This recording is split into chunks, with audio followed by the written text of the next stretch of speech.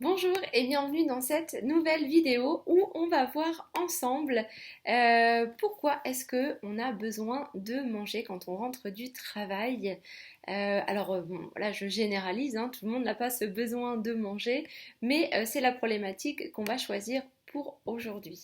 C'est une vaste question, j'ai plusieurs pistes à vous proposer et des réponses à envisager. La première, c'est tout simplement de considérer ce moment comme un moment de transition dans notre journée. On va tous la vivre différemment, on va tous rechercher dans ce moment-là quelque chose de différent et on peut d'ailleurs la ressentir différemment chaque jour. Ce que je vous invite donc à faire, c'est déjà de vous poser cette question. Qu'est-ce que j'attends de ce moment? Qu'est-ce que je recherche en fait dans le fait d'aller manger quelque chose? Qu'est-ce que cela va m'apporter? Quel est le besoin qui va être satisfait? Si vous avez du mal en fait à répondre à cette question, que c'est pas très clair pour vous, vous pouvez aussi vous demander à l'inverse, si je ne vais pas manger, qu'est-ce que je vais ressentir? Qu'est-ce que ça va me provoquer? Donc voilà un peu déjà pour cette première partie. Quand vous aurez identifié ce que vous recherchez dans ce moment de transition, le fait d'aller manger, eh bien, je vous invite à vous demander comment vous pourriez l'obtenir autrement.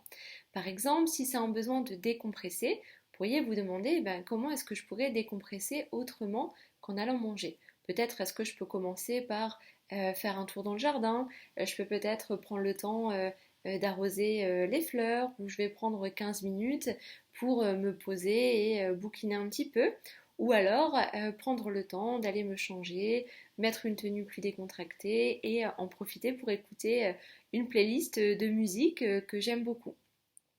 Donc vous pouvez commencer à lister en fait toutes les choses qui pourraient vraiment répondre à votre besoin et du coup vous satisfaire pleinement.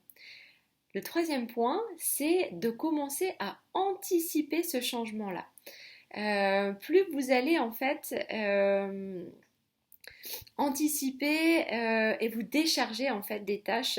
Parce que un exemple tout bête, mais si vous choisissez d'écouter de la musique et de mettre une tenue décontractée, si vous rentrez le soir et que vous y pensez, que vous vous dites ah oui mais j'ai pas choisi les musiques, qu'est-ce que je vais mettre, est-ce que je mets la radio, est-ce que je mets une playlist et ma tenue, oh bah non j'ai pas ce qu'il faut, mais en fait vous allez retomber dans l'ancien schéma d'habitude et vous risquez du coup de le reporter sans arrêt. Donc prenez le temps d'anticiper et de prévoir votre retour à la maison du lendemain. Donc ça c'est pour la première partie. La deuxième, eh bien il se peut tout simplement que ce geste-là dans votre quotidien soit devenu une habitude qui peut-être a perdu de son sens. Il se peut qu'à un moment donné, manger en rentrant vous faisiez du bien, mais peut-être que maintenant ça ne répond plus du tout à un besoin essentiel pour vous et c'est devenu en fait un rituel, une habitude que vous ne pensez même plus. Donc ça peut être intéressant justement de se demander si cette habitude-là, elle a vraiment toujours sa place, si elle vous apporte quelque chose ou si au contraire vous avez l'impression qu'elle vous empêche de vous rapprocher de votre objectif. Donc on peut aussi, si c'est tout simplement une habitude qui est ancrée, se dire est-ce que je peux justement, pour revenir à la première étape, procéder autrement quand je rentre et au lieu d'enlever mes chaussures, poser mon sac, me laver les mains et aller dans la cuisine, est-ce que je peux prendre un autre chemin et contourner un petit peu cette cuisine et cette façon de procéder. Si vous sentez que c'est une habitude qui vous dessert, je vous invite vraiment à le conscientiser. C'est-à-dire que tant qu'on n'a pas vraiment conscience que cette habitude-là nous empêche d'atteindre ce qu'on veut vraiment, que ça nous met des bâtons dans les roues, et bien finalement on le voit toujours comme quelque chose de positif pour nous.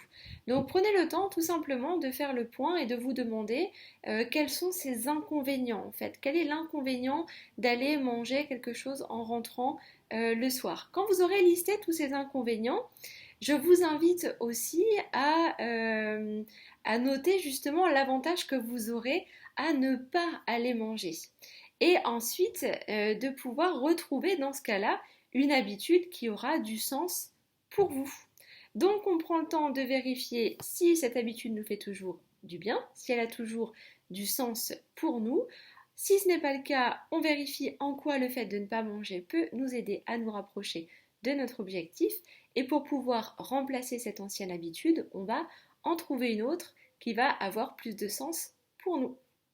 Et enfin, si vous vous rendez compte que c'est ponctuel et que finalement ça vous apporte réellement quelque chose, moi par exemple ça m'arrive de rentrer aussi d'une grande journée où je vais être fatiguée et où je sais par exemple que j'ai faim et que je ne vais pas pouvoir manger tout de suite, eh bien je considère en fait ce petit morceau de fromage comme étant une avance sur mon repas. Donc en fait quand on le considère pleinement sans culpabiliser, et qu'on sait que ça nous apporte quelque chose, que ça répond à un besoin, il n'y a pas lieu en fait de culpabiliser et de vouloir absolument bannir cette façon de faire. Là où c'est embêtant, c'est quand voilà, ça devient une habitude et que ça ne nous apporte plus réellement ce dont on a besoin.